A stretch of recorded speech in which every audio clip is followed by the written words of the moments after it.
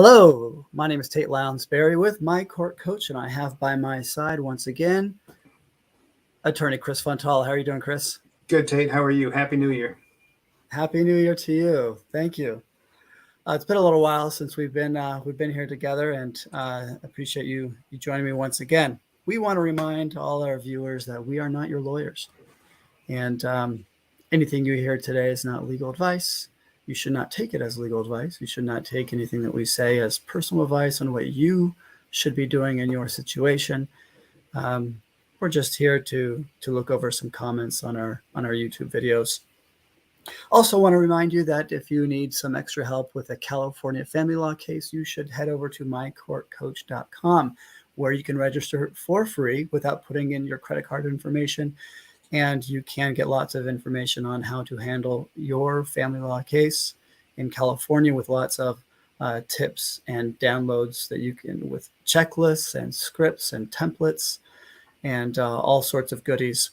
Also, if you are not in California or if you don't have a family law case, you can also check out the courses that we have there at mycourtcoach.com, courses that will help you know how to present an opening statement in court, or how to conduct a direct examination of a witness, or how to prepare your witnesses, or how to do a cross-examination of an opposing party, or how to give a persuasive closing argument. All of this stuff can be found at mycourtcoach.com. Check out our YouTube channel on the About page, and I think you'll find a link there to some coaching. Okay. All right, here we go. We are live. What we're going to do today is we are going to answer some questions, lots of questions that we have had, that we've seen on our YouTube videos. And we have a lot because we have not been around because of the holidays. Okay, are we ready to get started, Chris? Let's go. All right. The first one we're going to do is, let me see if I can pull this up here. It's going to take me a second.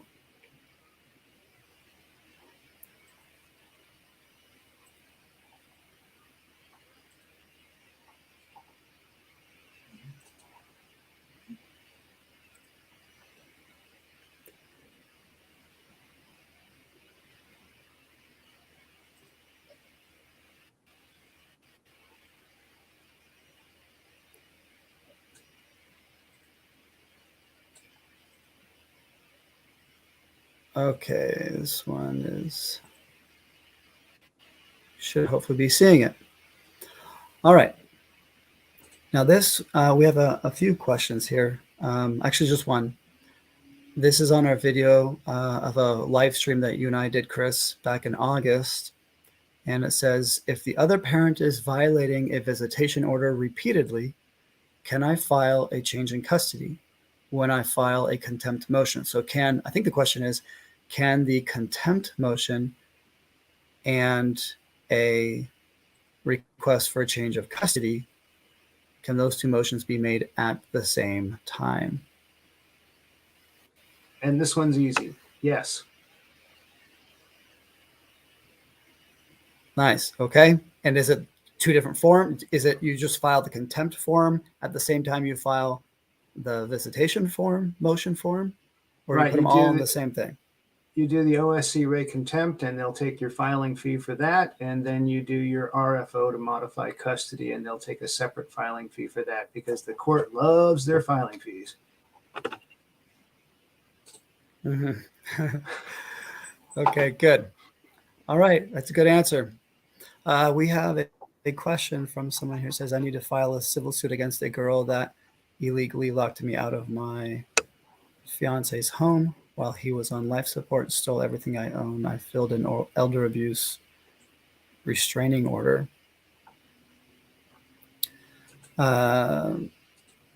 This seems like, I'm not sure what the civil lawsuit would be other than the restraining order. Any comments there? Well, there's possibly a lot of civil suits here. One would be the restraining order, of course, and then there could also be a lawsuit, a civil lawsuit filed with multiple causes of action, including an improper eviction. Locking somebody out of the house is something you can't do. And then, of course, you have theft of her belongings, also known as conversion. But there might be more to it. It sounds like the person asking the question might be an elderly person, 65 years and up. So it might also be elder abuse, elder financial abuse. Could be a lot of things. Yeah, without more information, that might be something you want to talk to a civil attorney about. Yeah, specifically an elder abuse attorney or a unlawful detainer eviction attorney. Maybe both.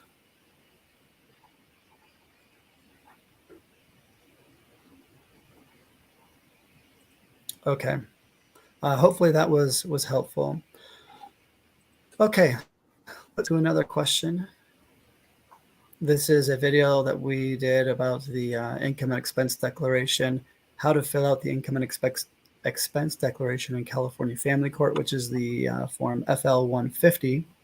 And the commenter says, I do have a question. What can be considered as child expenses if you have other children not related to the child support modification in hand? So this could be... I'm not sure what she's referring to, because there's no place on the form that says child expenses.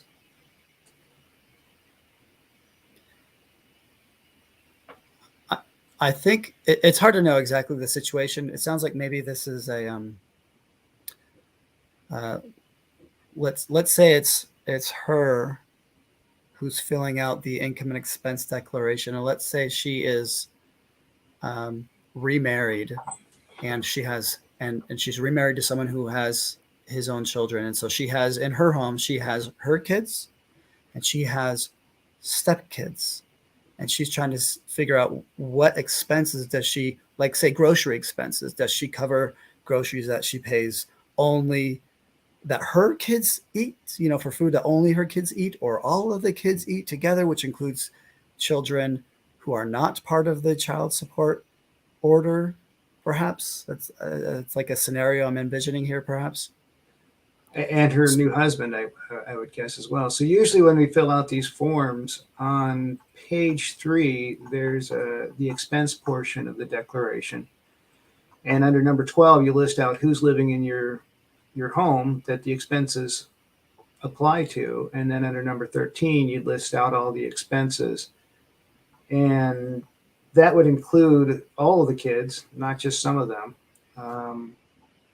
For purposes, I'm not sure what her purposes are. I mean, for purposes of child support, expenses generally don't make any difference. There's a couple of areas where it does. Health insurance, you get a credit for that, but that would be on page 2 of the form. And then there would be some things that might affect a person's taxes, like property tax and mortgage interests, which are on page 3. But yeah, you'd list it for everything, and whatever the expenses are generally doesn't affect the outcome of a child support calculation. It does affect the outcome of a spousal support calculation, but that's not really her question. And so, and the same would be true if the person, whether we're talking about kids who aren't subject to the order from the person who's receiving child support or the person who's paying child support. So what if I'm paying child support and I'm paying for my kids who live somewhere else and for my new stepkids? Or even if they're not stepkids, they're just, my girlfriend's kids or something like that. Does that make sense? So everybody, it doesn't matter either way. Yeah, everybody that's in the same household is part of the expenses. Unless they're not, in which case you could make a note of that to say, I didn't include my husband or his kids because he pays for all of that directly out of his pocket, and I just covered these expenses out of my pocket, or whatever kind of clarification you think the judge needs to know. But for the most part, when we fill out these forms, it's for the expenses for the whole household. Okay. All right. Got it. All right. Let's look at another a video here, which is I think, the same person who's making comments here, so we can present both of those at the same time.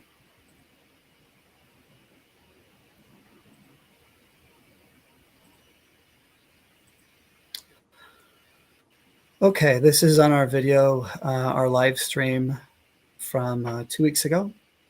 And this person says, I'm elderly. This is the same person who's commenting now. Was locked out illegally while my fiance, who's the owner of the home, was on life support, and everything stolen from me by his stepdaughter by marriage, not blood, not adopted.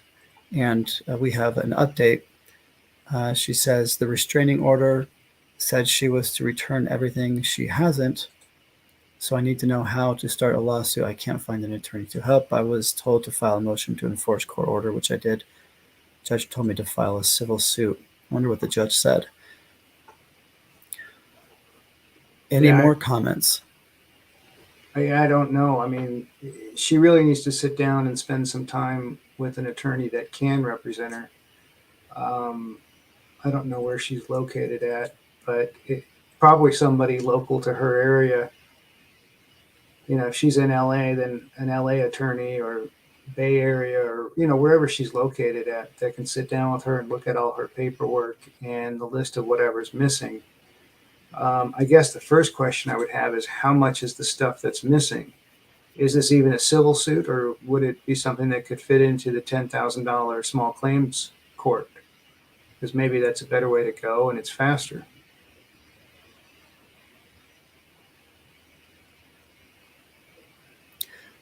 Yeah, I mean, she says she stole everything she owns. I don't know if she spoke with law enforcement or not. Yeah, it looks like maybe conversion is something that a civil lawyer would be able to discuss with her. It's hard to do that when you know, a lot of those civil lawyers, they're not willing to work on a contingency basis on this type of thing. Right. It depends on how much money's at issue and how much work they have to put into it. Then again, you get, you know, the guys that do accidents that'll take anything all the time, but, you know, they're used to working with the insurance companies and not going to court.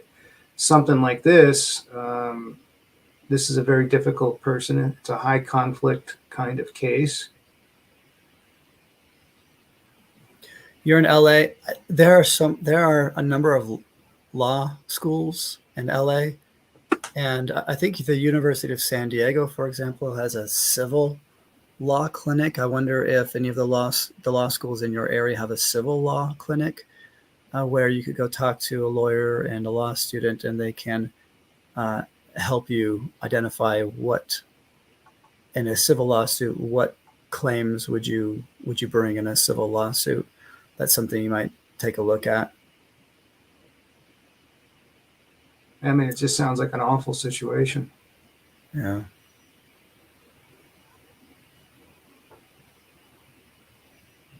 Yeah, and with the defibrillator, I don't, hopefully you have that. It sounds like maybe you didn't get that back.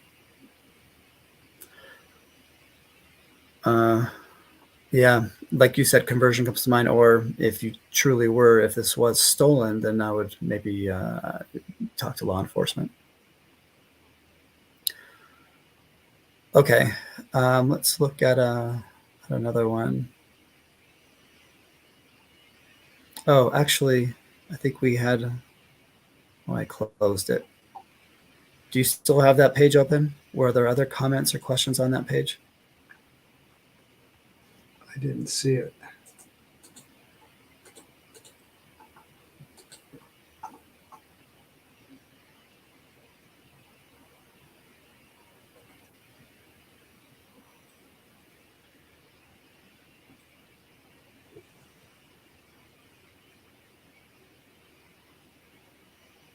So there's one saying, how long do you wait before you can file a wage assignment if, I guess, the other spouse doesn't pay and the alimony ordered by the court or only pays half of what's ordered? The answer is you don't have to wait at all. You can file it on day one. And then the next question she has is also, what if he gets fired or quits his job? Well, then you're going to have to chase him and find out where he's working at next so that you can serve the wage garnishment on his new employer. And that is a real problem in the real world. And it's difficult with alimony. With child support, they have Department of Child Support Services gets notified when somebody gets a new job.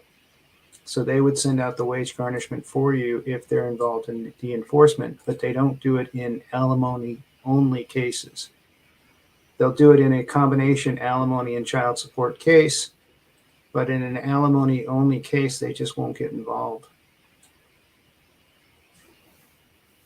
So and that's only helpful if he does get a new job, but if he doesn't, if he's fired and he has no way of getting new employment, then what does she do? The wage garnishment doesn't really help, I guess. Correct. And so unless he files a modification for support, the amount of support just builds up. And if he never gets a job and doesn't have any assets and is living on the streets, you're never going to collect from him. Usually they get a new job because they don't like living on the streets and they have to pay their rent. But if he doesn't, that's a major problem. So if he does file a motion, if he files a motion to modify spousal support by changing it to 0 or something like that, then she could request the judge impute income, but she basically wouldn't want to touch it. I mean, she's not getting money from the wage garnishment, but she would want to keep the order in place at that dollar amount, probably. I agree. And then she's just out of luck, basically. Well, again, eventually he's either going to go get work or he's not. If he has assets, she can enforce against the assets. Hard to do. I mean, I don't know if he's got a bank account that has $100,000 in it or he's got money someplace else. But she can enforce, up to a certain percentage through Social Security. If he's receiving that, she can enforce part of it against a retirement fund if he has that. It's just hard to say without having a lot more specifics in the case. Are there certain assets that a judge would not force a sale of in order to satisfy spousal support? So like perhaps the ex-husband's primary vehicle, maybe the judge wouldn't force a sale of it, but maybe like a recreational motorcycle. Is that possible? Yes. Usually what you do is you enforce against it and then you force him to go to the court and ask the judge not to enforce it. And then the judge has to sit down and when he files that motion asking the judge not to enforce the judge's order, he has to file an income and expense declaration or some kind of financial statement so that the judge can sit down and say, hey, what's going on here? And, it depends. I mean, if he's just, I don't know how people would survive without having any money coming in. But if he has no money coming in and he has no assets, the judge is going to have questions about how he's living. But assuming, he really doesn't have any assets or money coming in, then the next question is why? I mean, is the guy unable to work because he's got some kind of a disability or, what are the situation is in the case? I mean, did he have a heart attack last week and can't work anymore? It just depends. The judge is going to have to look at all that and figure out how to balance the scales.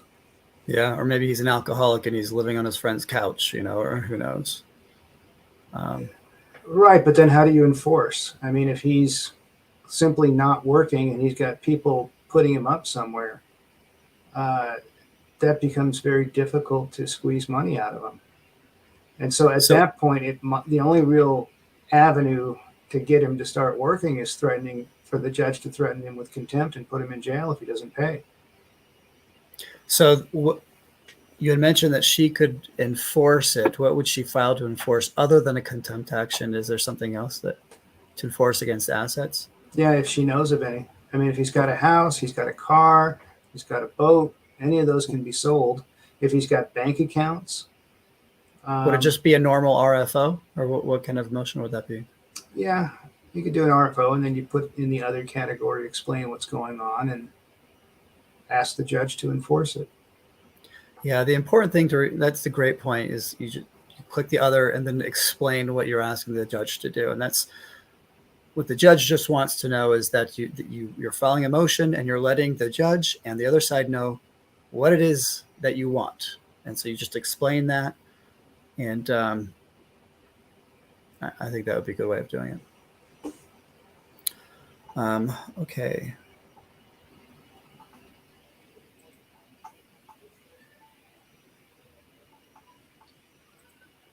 Let's see.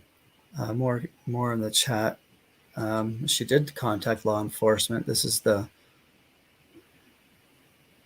lady who was kicked out of the house. Girl has a warrant for grand theft. I don't know where she is. My fiance signed a paper with 2 witnesses where it said that he wanted to give me his car and cash and anything I wanted. 11 years we were together and nothing like that happened at all. I don't. Maybe I missed it. Is the fiance still alive? That's what I was wondering. I don't see it in the chat. He was on life support. I don't know if that means why is he no longer? Did he pass, or is he better?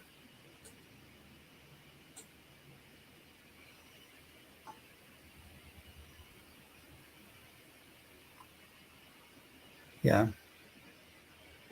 Let's keep going until she updates that. I hope he didn't pass. I'm sorry that all the troubles you're going through, Darla. That's a terrible situation.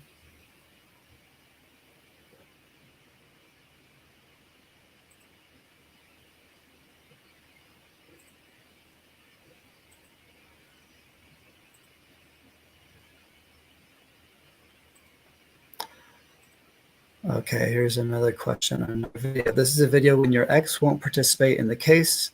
Request to enter default in California Family Court. This is Form FL-165. That's the video that we have on YouTube, and the comment is, hello, any idea how long the court takes to respond to this, and what might the next steps be after? Thanks in advance. So once she files the FL-165, how long does it take? That's the request to enter default. How long does it take for the court to respond, and then what happens after filing this document? Great question.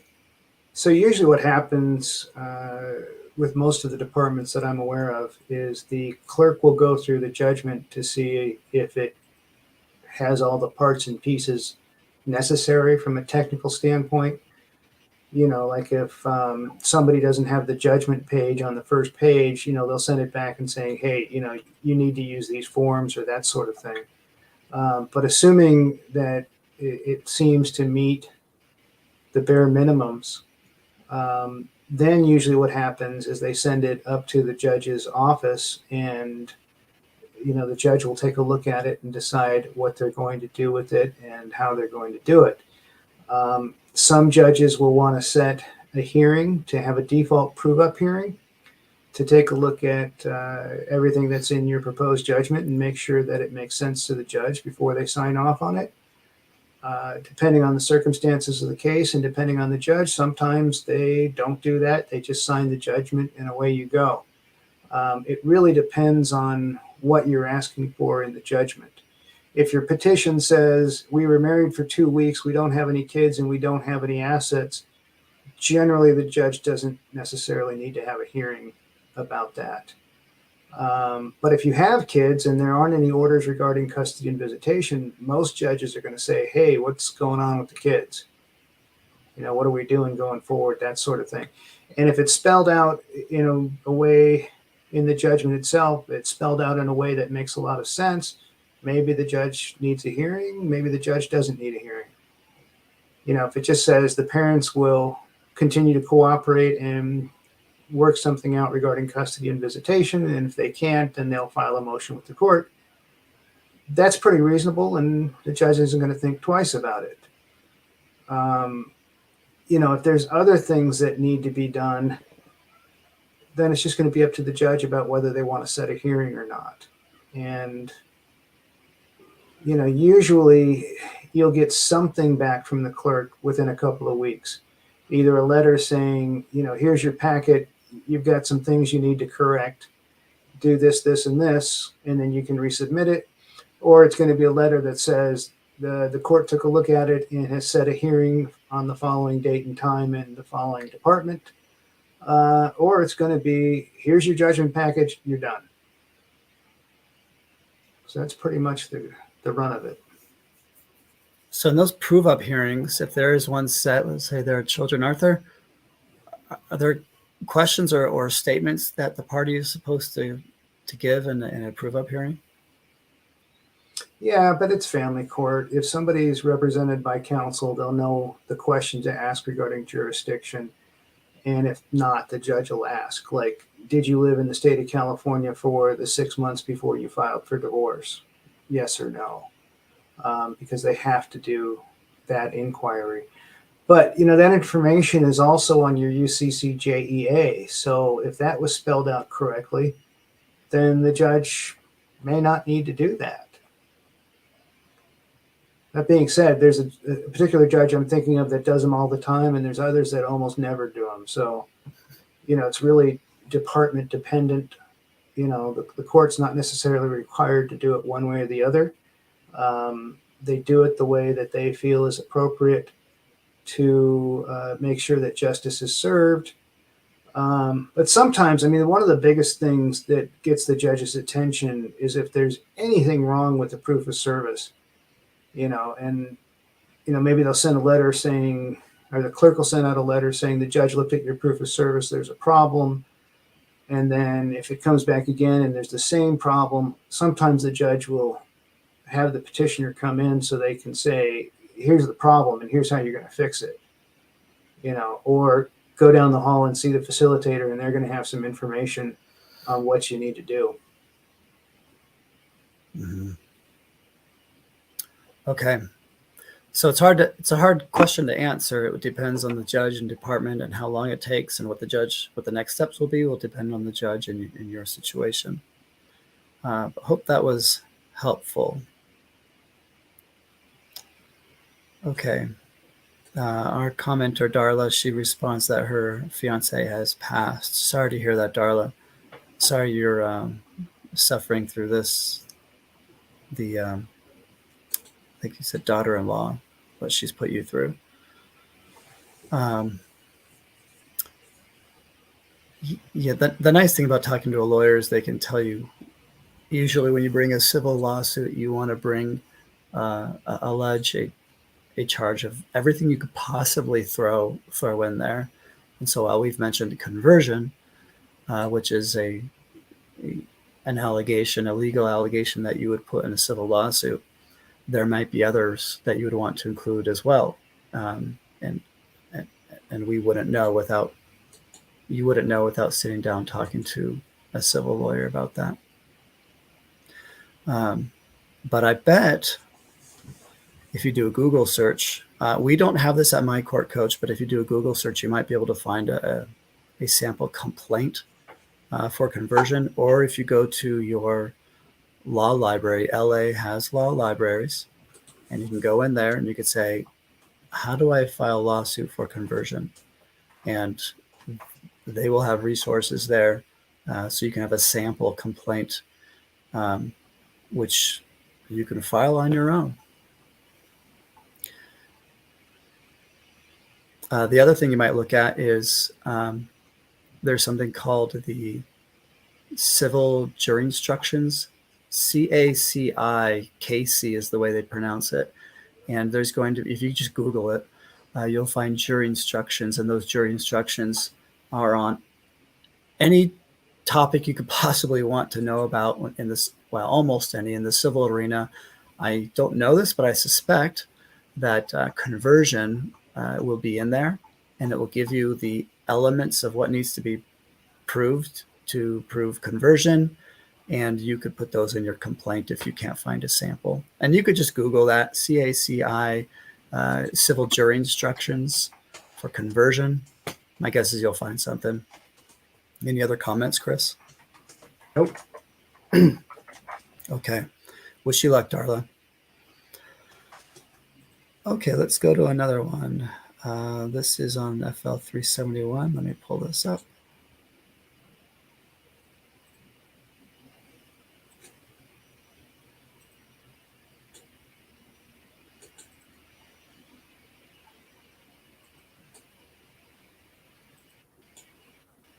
Okay. Video how, why, and when to request a joinder in California Family Court using Form FL 371. We sure get a lot of questions about joinder, don't we?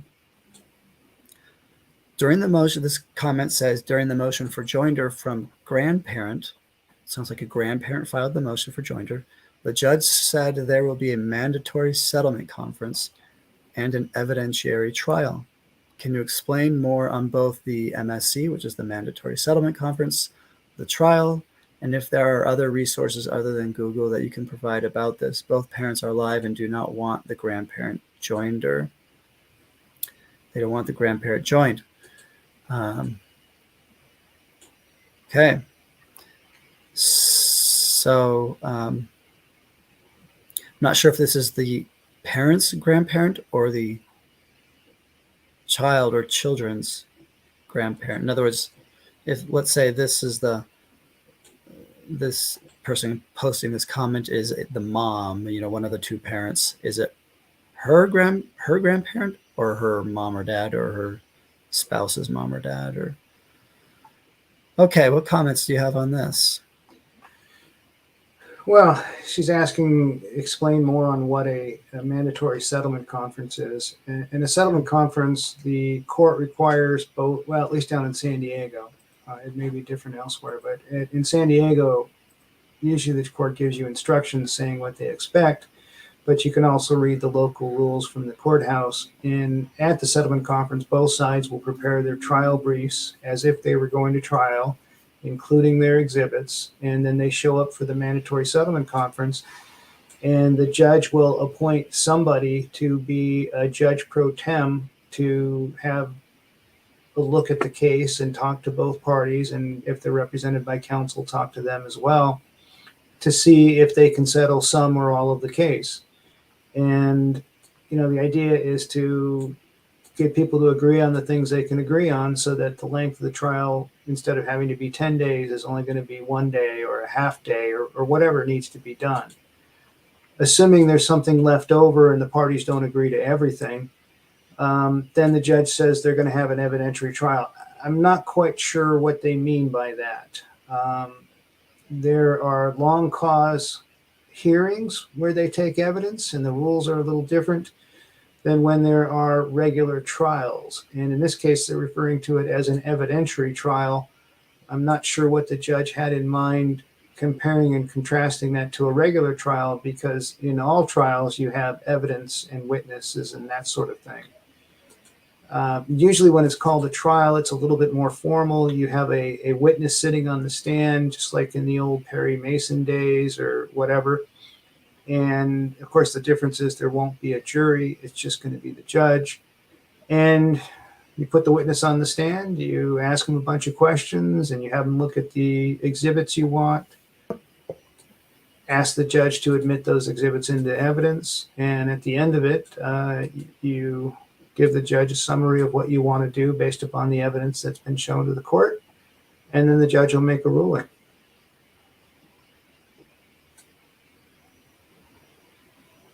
And it wouldn't hurt. It wouldn't hurt to have a lawyer on this one. Yeah, if you do go to trial without a lawyer, you absolutely will want to get our 3-course bundle, which is full court preps, basically. So you look at the About page on our YouTube channel, get those resources, because they will help you know how to conduct a trial. So if you don't have a lawyer, absolutely you need to get that. To how to present exhibits, how to ask questions, good questions of an opposing witness. And you should have all of that lined up and set up and prepared by the mandatory settlement conference. You should know who your witnesses are going to be. You should know what issues you want to address. You should know which witnesses will address which issues. And again, our resources on My Court Coach help you plan and prepare your trial. So you can put it all together, a nice little package, and you are ready for trial. And if you show up at the MSC prepared, you might scare the living daylights out of your opposing party. especially if the opposing party doesn't have a witness, and that might be very fruitful to you getting what you want in the case of a settlement. Great comments, Chris. Anything else? Nope. Okay, thank you. Okay, there's another question about how to write a declaration to attach to an RFO. Let me pull that one up.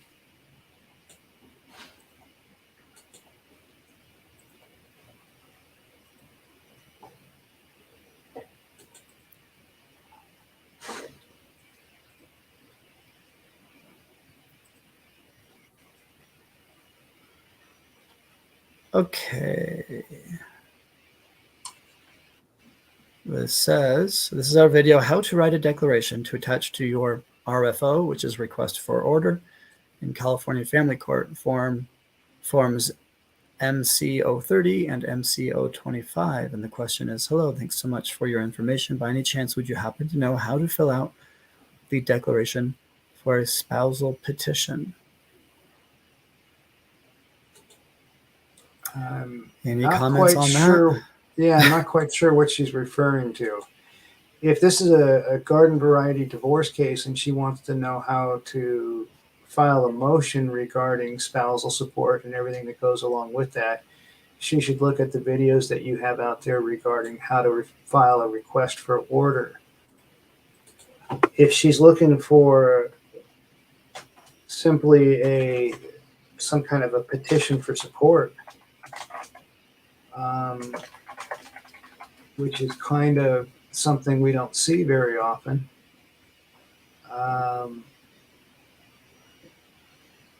It's just like filling out, I don't know if you have a video on that one.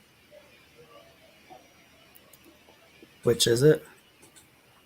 A petition for support.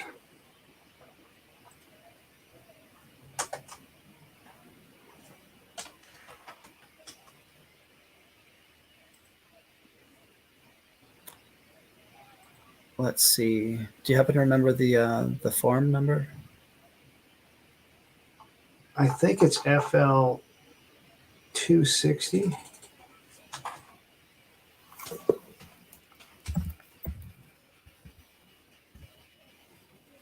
But that one's for support of minor children.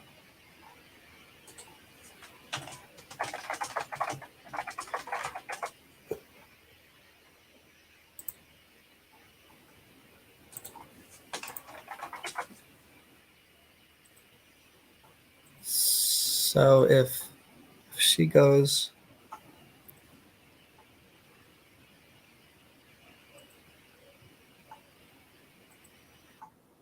if you go to our homepage, our channel's homepage, My Court Coach of the YouTube channel, and you go to the search button, you can type in any word or phrase that you want, FL 260, and you'll find a video on it. If you type in the word petition, hit enter, and you'll find all the videos that talk about a petition. I mean, usually you don't have spousal. Usually you don't have a petition for spousal support in the absence of a divorce petition. Right. So I'm looking to see if there is one. I've never done one. But if there's not already a divorce, then you would just file the divorce and then you would do the support inside the divorce case. And if you don't want to file a divorce, you can file for separation. Right, because Correct. If you're not separated, it's going to be difficult to get any support.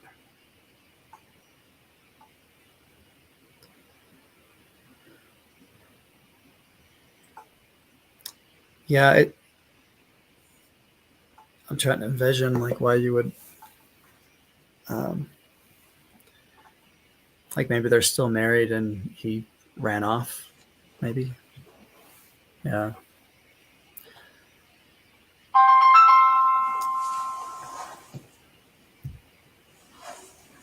Yeah, I'd have to get some more information on what's going on to kind of figure out which direction to head that thing in. But usually you wind up filing a divorce and then you check the boxes for support in the divorce case. and then you file your request for order to deal with spousal support. Okay, well, hopefully that was helpful. We gave it what we could based on the information, and hopefully that was enough. If not, just make another comment. Okay, let's this video. We have a video, the most important form for the spousal support order in California Family Court, which is the FL 157. And this is a declaration attachment. And the question is proof of income of the spouse required to be sent to the court? Would the court consider spousal support without any proof of income? I wonder how they decide the amount to award for spousal support. So I think this is if the person requests, the mom requests that dad pay spousal support, does mom have to tell the judge, like give the judge proof that dad actually has income in order to make the order that dad pay the mom's spousal support? Yeah, I mean, usually what happens is one party files a motion for some kind of support, and they have to file an income and expense declaration with it. And down on the bottom of the first page, there is, I believe the other party's income is fill in the blank. And then on the next line, it says, how do I know that? And then they fill out what they know and how they know it. And then the responding party, once they get served with this paperwork, if they want to oppose the order, needs to file their own income and expense declaration with their own proof of income. And so then the judge takes a look at the relative incomes of the parties, takes a look at child support first, if there is any.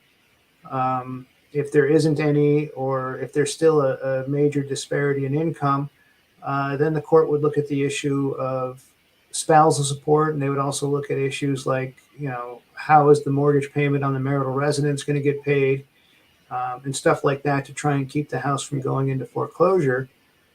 But assuming they don't have anything like that, it's really up to the judge how they wind up dividing the income for purposes of spousal support. I've seen some judges just split it 50-50. Dad's making $100,000 a year, and after he pays taxes out of his thing, he's left with $80,000 a year or $70,000 a year, and then he's just ordered to pay $2,500 or $3,000 a month. I've seen other courts go into a lot more detail on how they come up with the calculation. And, it's really going to depend on the circumstances of the case. The judge is trying to balance the incomes of the party, at least for the short term, so that neither one of them is going to be homeless. It's not always possible to do that. Currently in Los Angeles, Riverside, and San Diego, with rent being as high as it is, it's frequently not possible to support two households just on one income. And even if the person who was a stay-at-home spouse, they may not have the ability to go out and earn $100,000 a year all on their own. And so it's difficult for the court to figure out how to divide the income and how they're going to do that, because it's difficult for people to not wind up being homeless given the current extremely high rent and taxes and everything else that people are paying to try and support two households at the same time. To give you a more concrete example, let's say a husband is earning $100,000 a year and wife is a stay-at-home spouse and hasn't been working for the last 5 years. The likelihood that she's going to go out and immediately start making $100,000 a year is pretty low. And so then the judge has to try and figure out what they're going to do. And usually there's going to be an order that wife, spouse finds something to do as far as work or something else. But depending on her education and her work history, she may have difficult finding a job, well, in this economy, finding a job at all, and or finding a job that pays a reasonable amount of money. But without a college degree, what do people earn in Southern California? Not all that much, maybe $40,000 a year.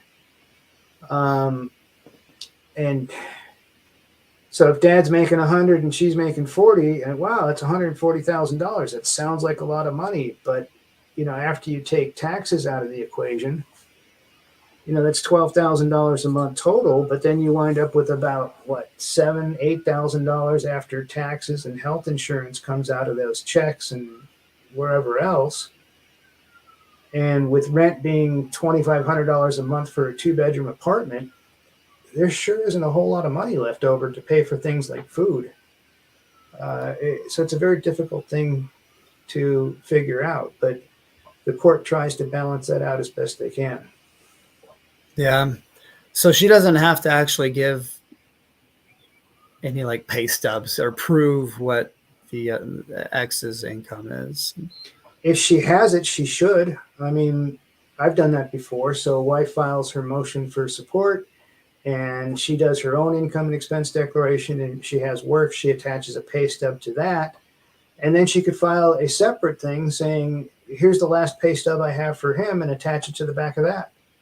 And so if you do that, sorry, go ahead. So if she has one of those, which is usually not the case, but if she has one, even if it's 3 months old, that's going to give the court a pretty good idea of what his income is. Mm-hmm. If you do that, make sure you redact or black out or white out his social security number or anything like that, sensitive information that he would not want to be public. Right. Do that on both sides, though. I mean, right. If she has a job, it's the same thing.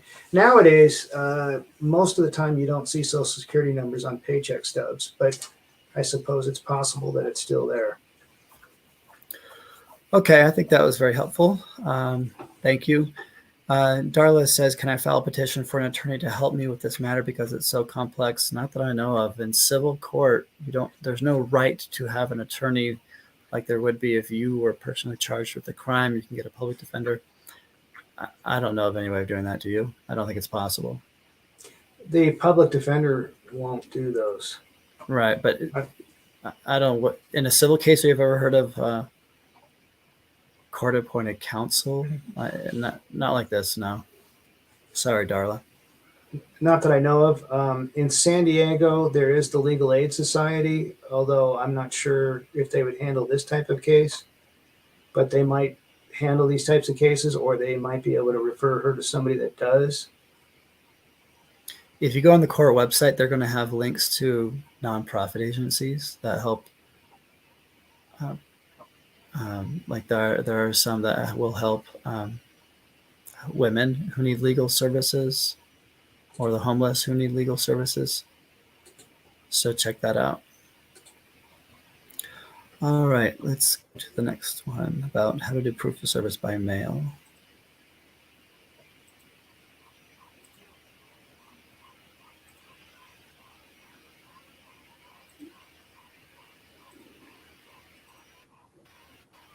All right, this is our video, how to do proof of service by mail in California Family Court, Form FL 335. The question is, what if it was emailed? I'm so confused. For name change, did it through email. So can you send proof? I'm not sure what she's saying. If the proof of service was sent by email rather than sent by mail? I think that's the question. What do you think? So at the beginning of the case, you have to do a proof of service by summons, generally by personal service. But once the case is started, you can do service of like a request for order or some kind of a motion. And I'm not quite sure. It says for name change. So I'm not sure if that's a brand new petition for name change or if that's something in an existing case. But assuming it's in an existing case, you can serve the person by both mail and email. And there is a form called proof of electronic service. I can't remember the number. It's looking it up real quick. So it's POS-050 or EFS-050. And that is sometimes considered a valid way of serving somebody if they've ever served you that way, or if they've put their email address on the paperwork, or if they've ever filed something electronically, then they have to receive it via electronic service. You do have to be careful with these post-judgment requests for order. You do have to, like, if you send it to somebody by mail, there is a declaration under Family Code, I think it's 215, where you have to say that I mailed it to this particular address, and I know that's a good address for him because whatever. And there's a whole list of possible things you could fill in to say that that's a good address for this person, because the court's going to be concerned that the other party received this request for order so that they had a chance to respond. And if this is like a post-judgment situation where wife had changed her name at the beginning of the marriage and now she's trying to change her name back to her maiden name, a lot of times the other party's not going to file any kind of a response because it has nothing to do with them. There's really nothing you can say about it. And so the court just needs to know that they were served. And so the court's going to have some questions like, why do you think that's a valid email address for him? And if the answer is, well, because he sends me stuff all the time, here's a couple of examples of that, that's probably good enough for the judge. And depending on what's at issue, if she just wants to change her name, it really doesn't affect him. So the court's not going to be all that concerned. If you're modifying custody and visitation and the guy doesn't show up, or either the ex-wife or the ex-husband doesn't show up to court, then the court's going to be very concerned that they received actual notice in order to participate in a substantive motion like a modification of custody, visitation, or support. Yeah.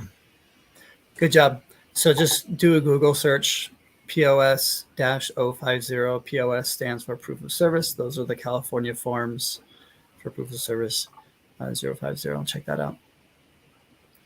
And a lot of times, if you just send an email to the opposing party saying, hey, is it okay if I email you the paperwork? Do you accept service by email? If they reply back saying, yeah, sure, you can use that as evidence as well. Okay, let's take a look at the next comment on our video. Quadro, QDRO, for support payments and attachment forms FL 460 and 461. Comment says, do I just bring the FL 460 to the clerk's office for judge's signature, or do I need to file an FL 300, FL 490, FL 420 with the FL 460? Do I still need to file a FL 490 if I have the records from Department of Child Support Services, DCSS?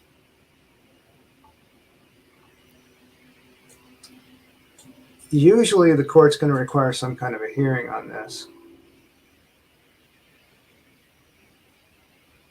So I honestly don't know the answer to this. I've never done one of these.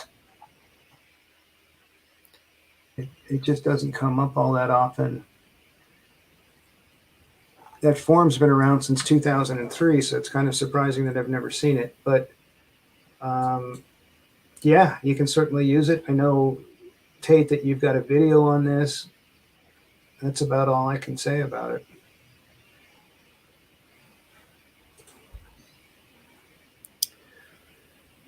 Yeah, take a look at the video, see if that, I'm going to take off my video here for a second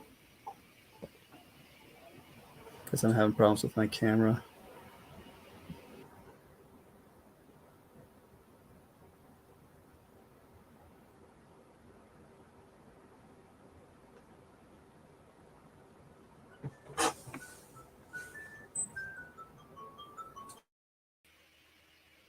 Can you hear me okay? I can. Give me 1 second. Okay.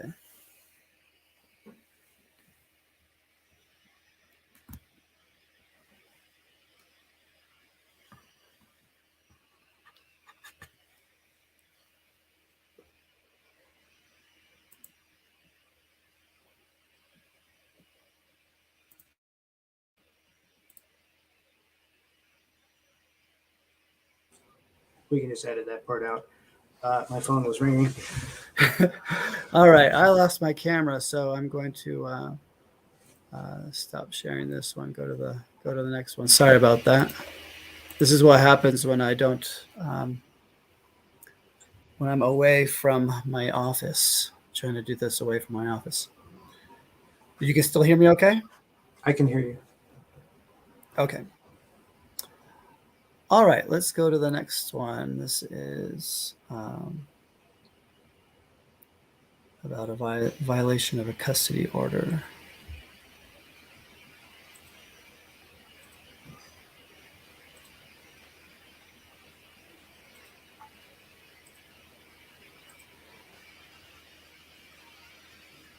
All right, this is on our video. Your ex violates the child custody visitation order. File for contempt, the FL 412. And this comment says a restraining order for the kid or parent because the parent restraining not going to keep me from going to my child's school. Make it make sense, please. I'm not sure what he's asking. I think he's saying, hold on, let me read this again.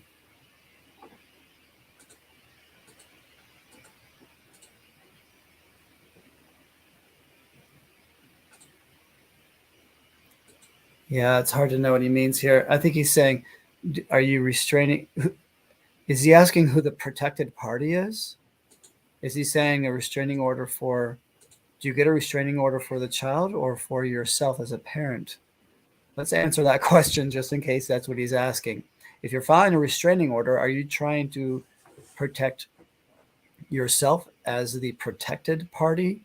Or can you also do it if you want to protect the child? Like if a parent is not really concerned for their own safety, but they're concerned that the child might be kidnapped, say, or taken away or something like that, can you file a restraining order against your ex in order to protect your child? It looks like that might be the question. What do you think? I'm not sure what he's asking, but to answer your question, yes, it's quite common to list the child as a protected party. Frequently, when the parties go to court after that happens, the child will be removed as a protected party if the judge is convinced that the restrained party is not going to take the child or do anything outside of the judge's orders. Now, depending on the underlying facts that caused the restraining order to go into place, if the judge is dealing with a parent who is completely out of their mind on methamphetamine, yeah, of course they're going to do something to protect the child while they figure out what's going on. And using the restraining order is one tool that they have to make that happen. I'm not quite sure that was his question, though. I mean, another way to read his question is it seems to be more of a comment that it's not going to, he's the restrained party and it's not going to keep him from going to school to see his child. But the only thing I can say there is you need to read the order carefully because it may very well restrain him from going to school to see the child. And if that's the case, you need to bring it up with the judge at the hearing order date. And then the judge will decide if you're going to be allowed to go to school to have contact with the child at school, as well as, just contact with the child in general. And depending on whether or not the parties have ever been to family court services and whether or not there's a current order in place for custody and visitation, the judge may do things differently.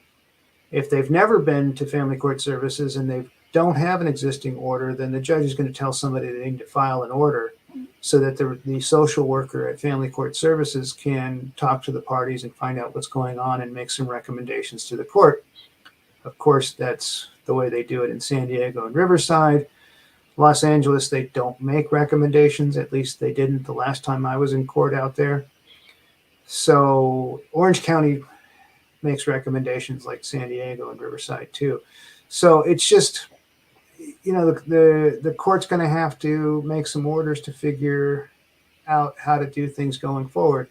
But if this person is the restrained party, it's up to him to make an argument to the judge that he is not a threat to the child and that it makes sense for him to have continuing contact with the child without knowing what any of the underlying issues are.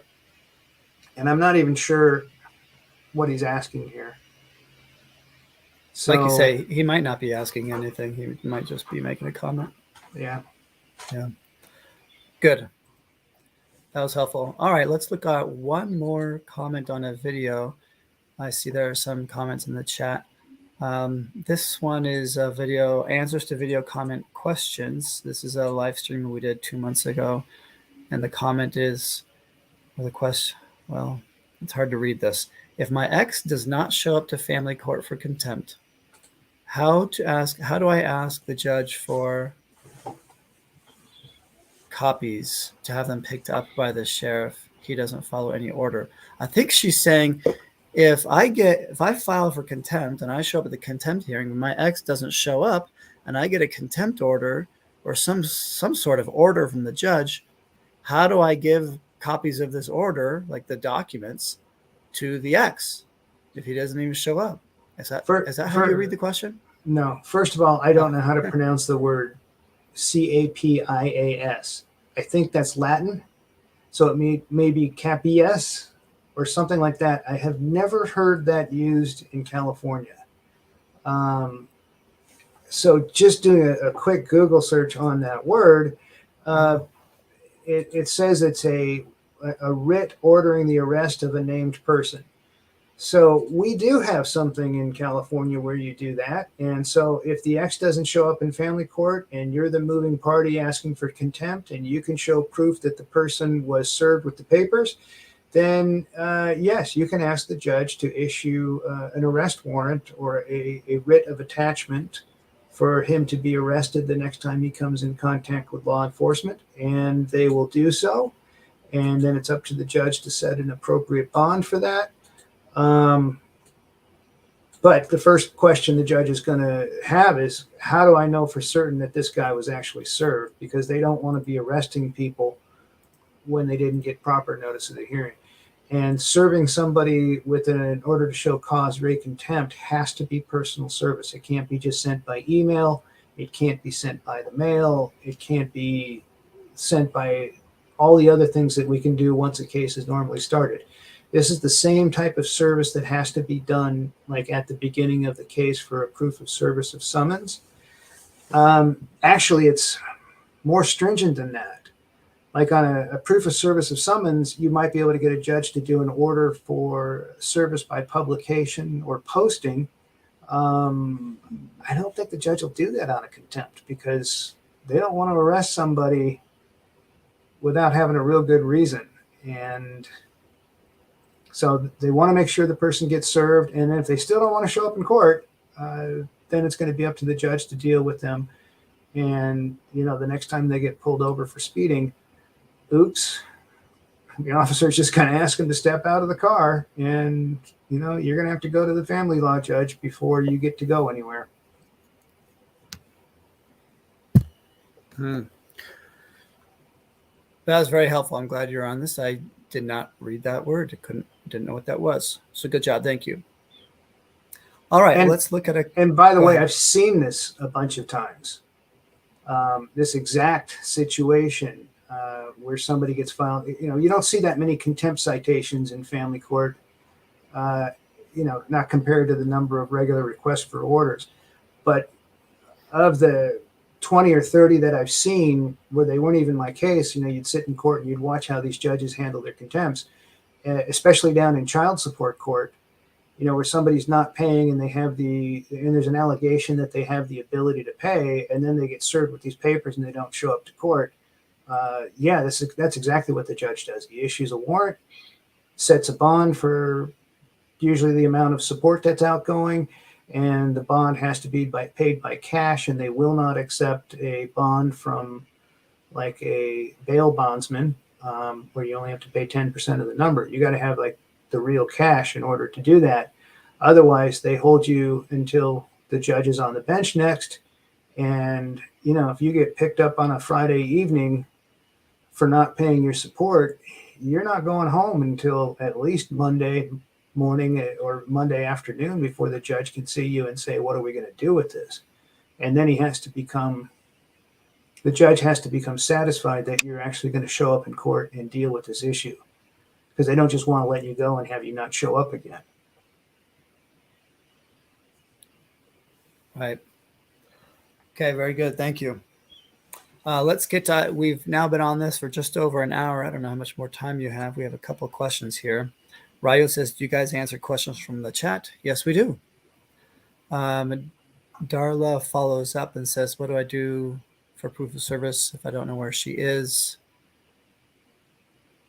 You might, well, I know you're homeless, so I was going to say you can hire a skip tracer or detect private investigator to find her. Any other comments on that? How to find someone you don't know who, so to serve someone when you don't know the person is? And this is for that civil case? Yeah. The one where she's now homeless and her fiance passed. Yeah, I'm not sure.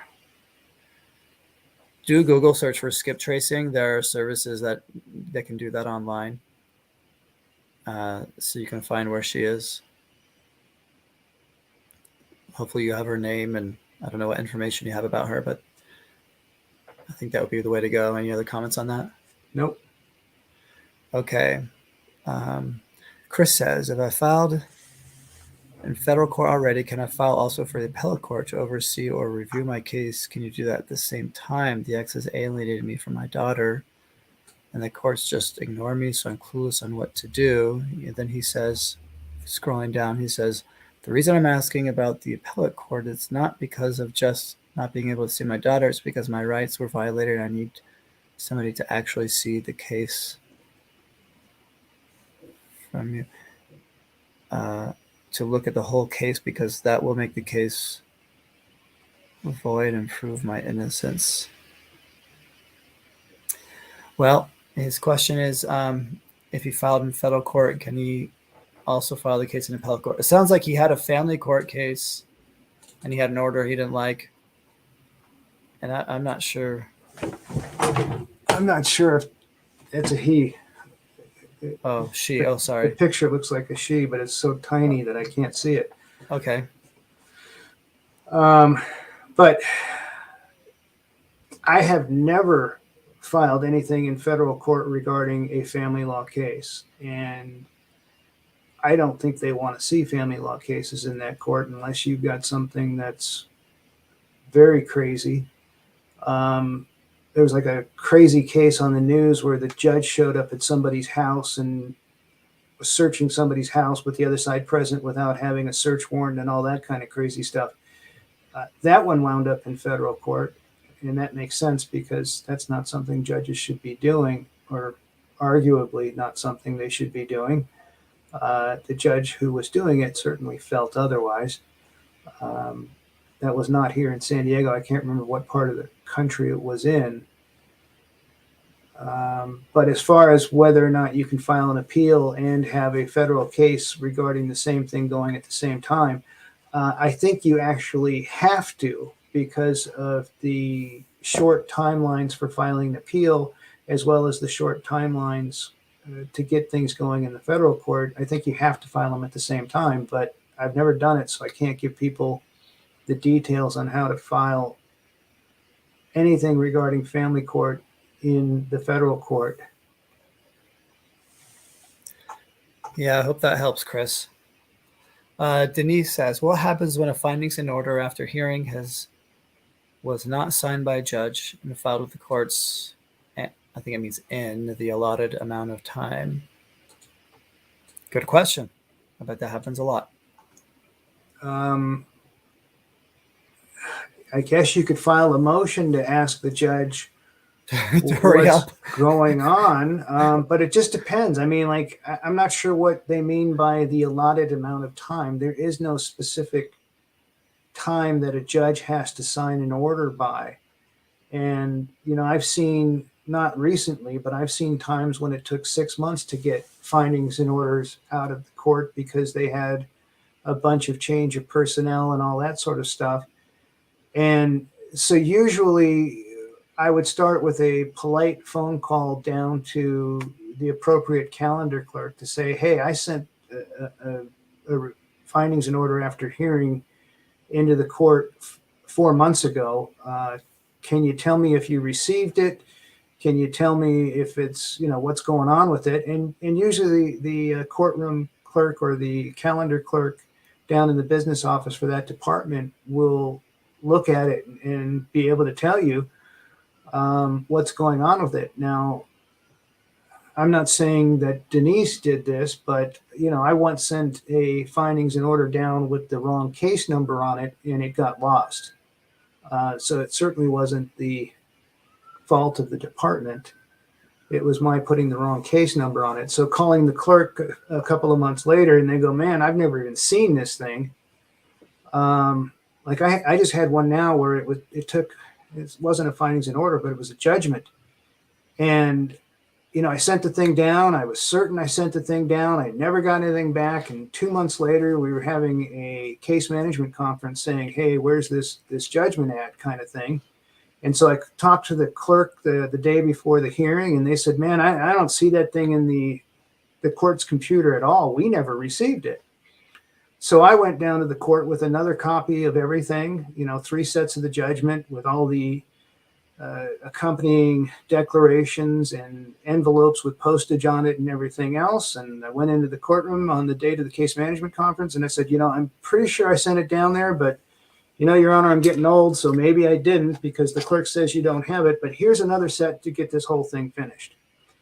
And 3 weeks later, I got one of the judgments back in the mail, completely filled out, signed, and everything else. And 4 weeks later, I got the second one back in the mail that says, "We can't process this judgment because it's already entered."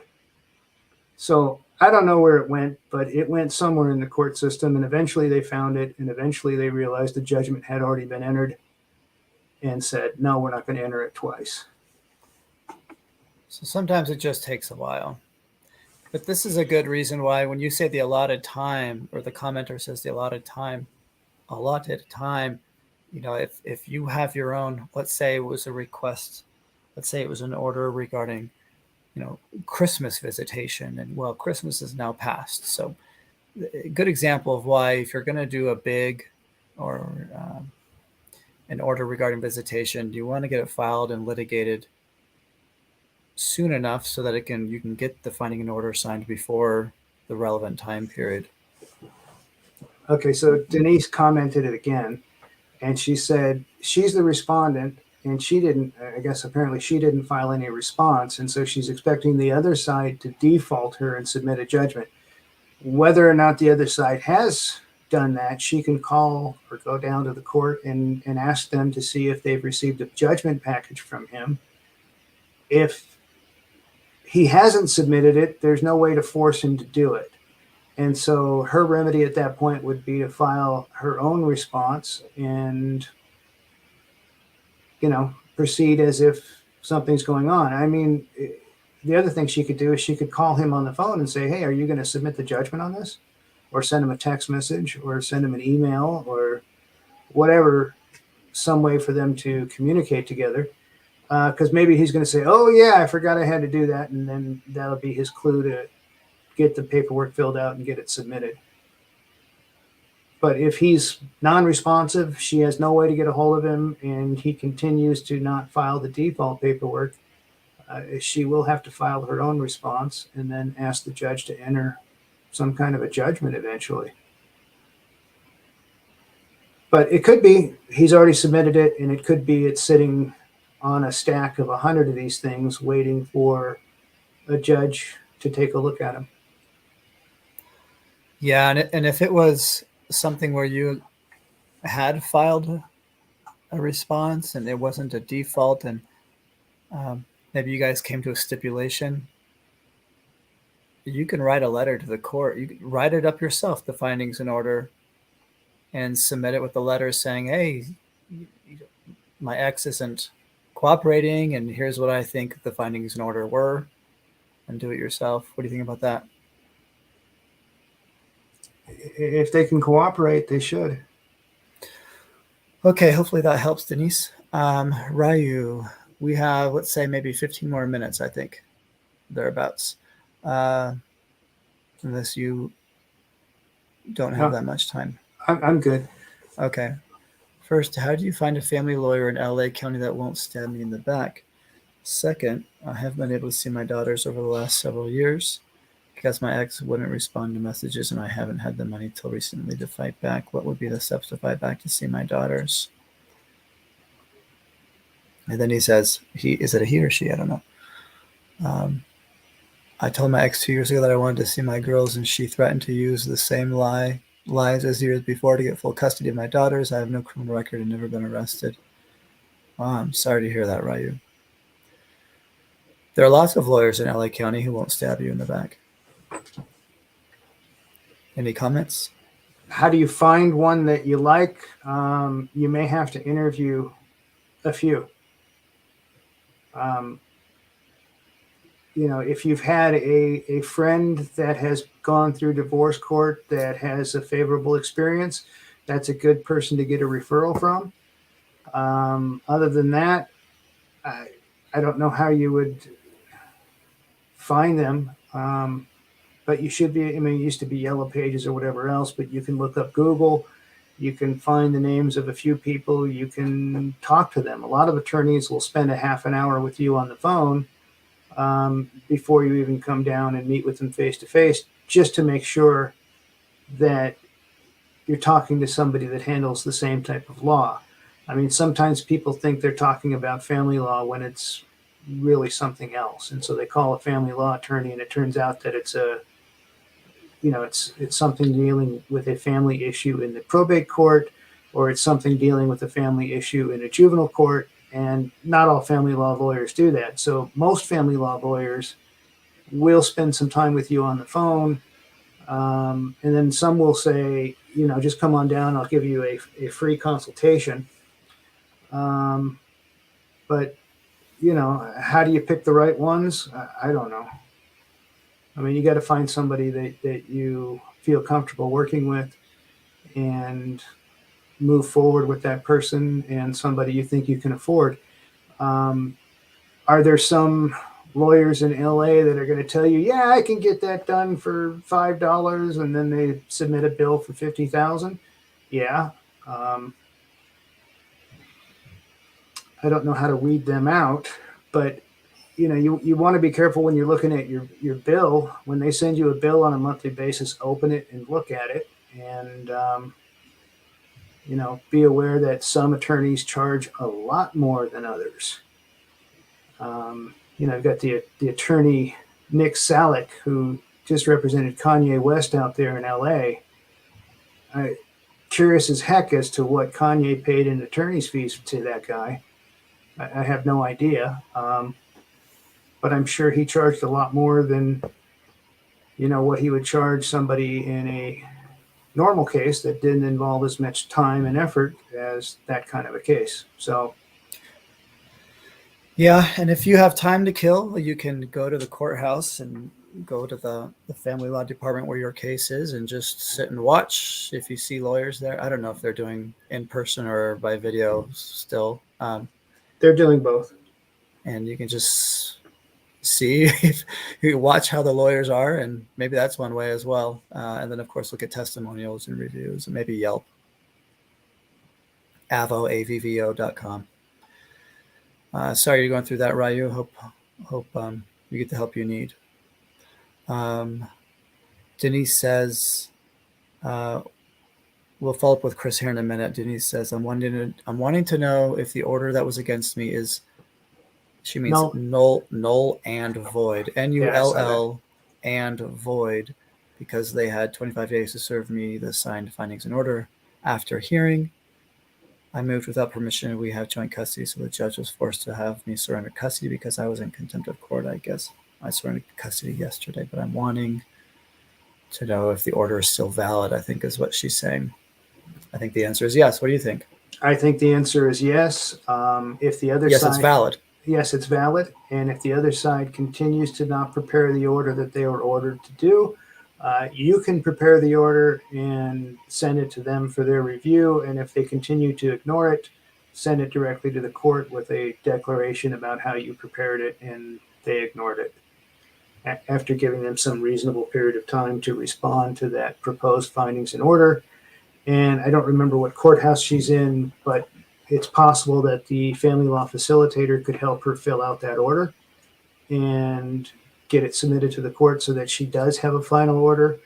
I'm guessing she's in a situation where she's moving away and might be leaving town here shortly.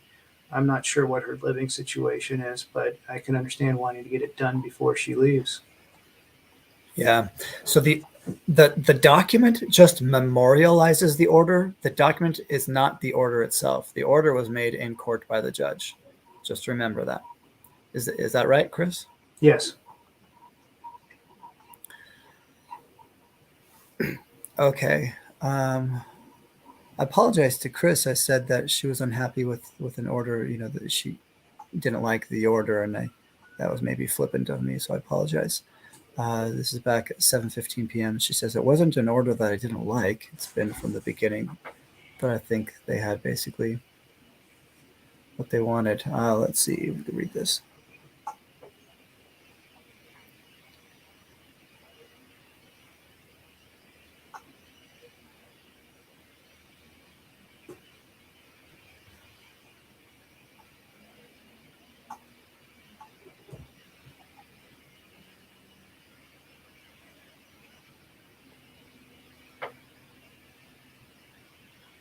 Yeah, sorry you're going through that, Chris. I think Mr. Funtal's comments before were all we can really say about it. Do you have any more comments based on the additional comments? No, I mean, it just seems like she's got a whole lot of stuff going on there. So it's hard to figure out where to get started on that. But again, I've never done one of these cases in a federal court, so Yeah. I have no idea how to best prevail there. And it's not that I haven't represented people in federal court. I have. It's just that I've never done a family law issue in federal court, except for bankruptcy courts, but that's a whole nother mess. Yeah, I'm not sure what exactly she filed in federal court, if it's a civil rights case or what. That's not clear to me. But okay, we hope that was helpful to everyone who was on the chat, and for those who had written comments on the videos. Glad to be back at this again. I really appreciate you, Chris, and your time. You're welcome. Happy New Year.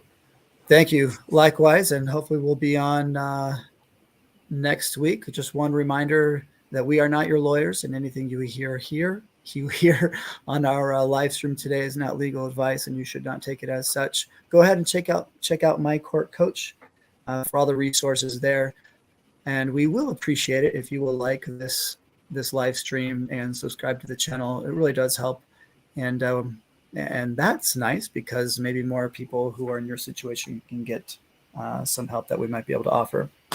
Okay, thank you again, and I hope you have a good night. You too. Bye. All right, bye-bye.